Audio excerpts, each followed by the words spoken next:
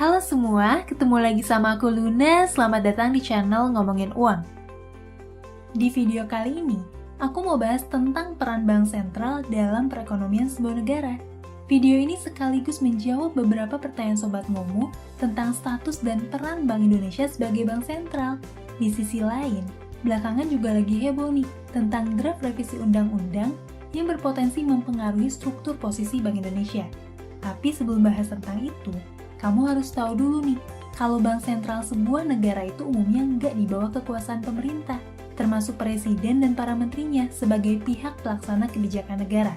Yang artinya nih, setiap keputusan bank sentral dalam nentuin kebijakan moneter itu berdiri secara independen dan bebas dari campur tangan pemerintah maupun pihak-pihak lainnya, sebagaimana diatur sama Undang-Undang Nomor 23 Tahun 1999 tentang Bank Indonesia. Nah, konsep ini tuh nggak cuma berlaku di Indonesia doang, tapi juga di banyak negara lain di dunia.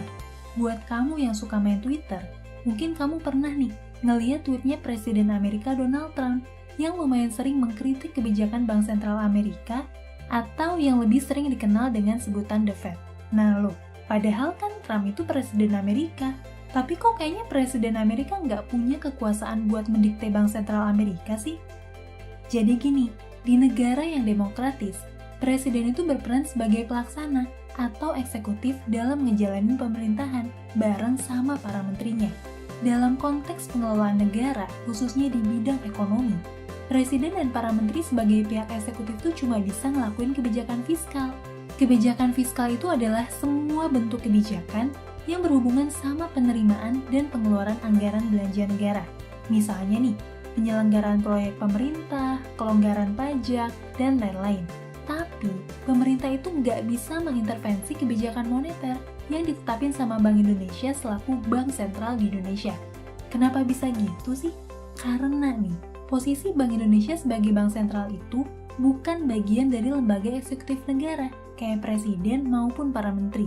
Bukan juga bagian dari legislatif, kayak DPR dan MPR. Dan bukan bagian dari yudikatif, kayak MK dan MA. Bank Indonesia itu adalah lembaga negara yang independen, yang berdiri secara mandiri dari lembaga negara yang lain.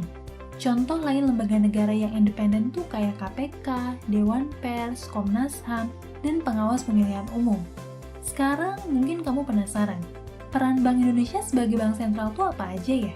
Kalau peran KPK kan udah jelas tuh buat memberantas korupsi.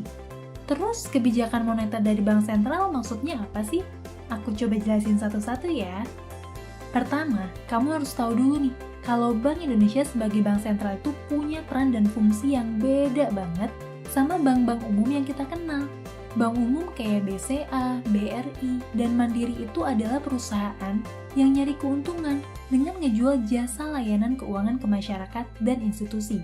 Bank umum itu sama kok kayak bisnis pada umumnya, yang ngejalanin aktivitasnya buat dapetin keuntungan.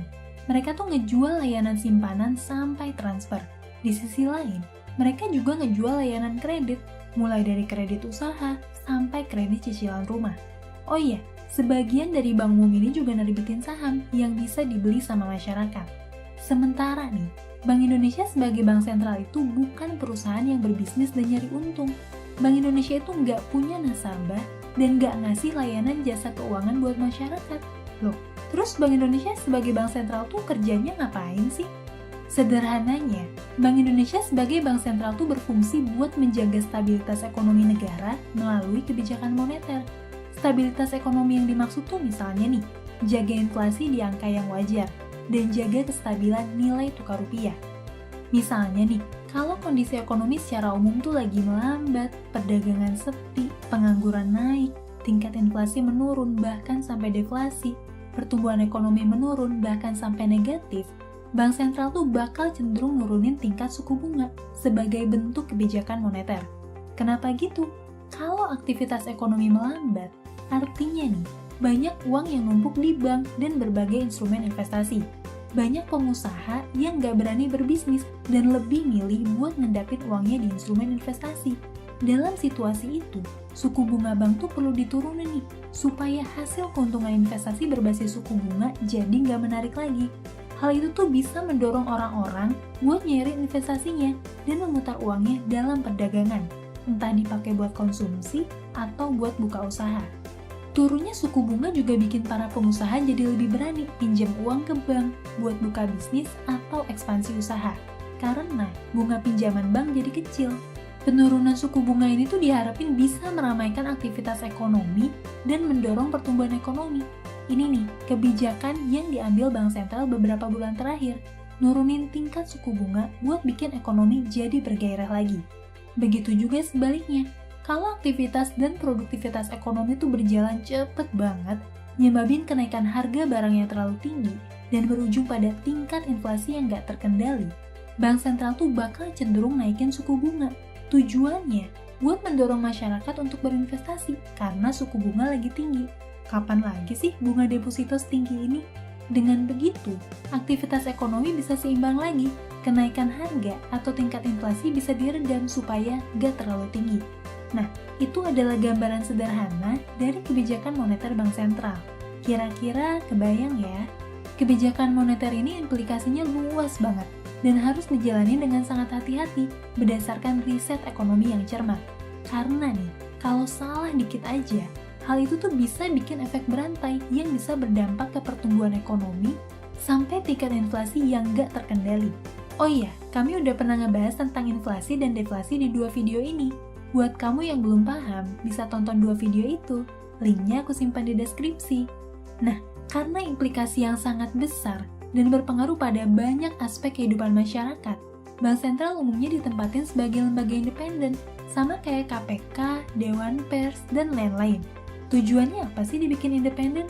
Tujuannya supaya Bank Sentral tuh bisa bebas dari tekanan politik dan gak bikin keputusan berdasarkan pengaruh dari dunia politik pemerintahan, dan cuma fokus ngejalanin tugasnya buat menjaga stabilitas ekonomi berdasarkan kondisi pasar dan hasil riset ekonomi. Emang kalau pemerintah ikut campur dalam kebijakan moneter, dampaknya apa sih? Sebetulnya, dampak baik atau buruknya itu sangat situasional. Tapi aku coba bahas dari kejadian yang udah pernah kejadian.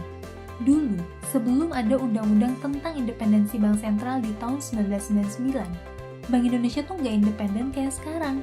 Di masa Orde Baru, ketika ada defisit anggaran APBN, pemerintah tuh bisa mempengaruhi kebijakan Bank Sentral buat beli obligasi yang dikeluarin sama pemerintah untuk menambal defisit anggaran tersebut. Artinya apa? Ketika APBN defisit, ya defisitnya bisa ditambal terus sama Bank Sentral. Pembiayaan defisit kayak gitu tuh bakal terus nambah jumlah uang yang beredar, dan akhirnya nyebabin inflasi yang tinggi dan merosotnya nilai tukar rupiah. Hal ini juga yang jadi salah satu penyebab terjadinya krisis tahun 97-98. Contoh lainnya nih, misalnya pemerintah punya tujuan buat mendorong pertumbuhan ekonomi dengan cepat. Hal itu bisa dilakuin dengan nurunin suku bunga dan nambah jumlah uang beredar.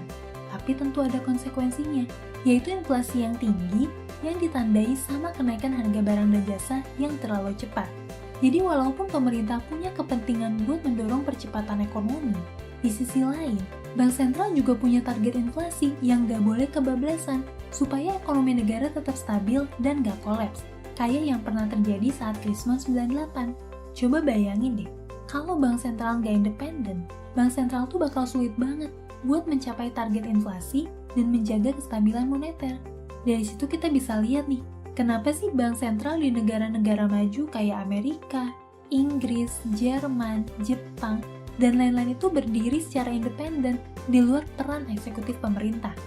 Nah, belakangan ini lagi rame pemberitaan tentang penyusunan draft revisi Undang-Undang Nomor 23 tahun 1999 tentang Bank Indonesia oleh Badan Legislasi DPR. Salah satu rancangannya adalah keikutsertaan pemerintah dalam rapat Dewan Gubernur BI setiap bulan, di mana nih pemerintah bakal punya hak suara dalam penetapan kebijakan moneter. Ada juga usulan pembentukan Dewan Moneter yang terdiri dari Menteri Keuangan sebagai ketua, Menteri Bidang Perekonomian, Gubernur Bank Indonesia, Deputi Senior BI, serta Dewan Komisaris OJK. Sampai video ini dibikin, ini tuh masih sebatas draft revisi yang bakal diajuin, jadi belum pasti bakal kejadian. Tapi kalau jadi disahkan, artinya nih, Bank Indonesia sebagai bank sentral tuh statusnya nggak akan sepenuhnya independen lagi, kayak sekarang. Banyak perdebatan pro dan kontra terkait draft revisi Undang-Undang Nomor 23 ini. Ada banyak pihak yang mendukung, tapi ada juga pihak yang menolak. Ada pendapat yang bilang kalau kebijakan ini tuh diperluin supaya proses pemulihan ekonomi akibat pandemi COVID-19 bisa ditangani dengan cepat, dengan kebijakan yang tepat sasaran.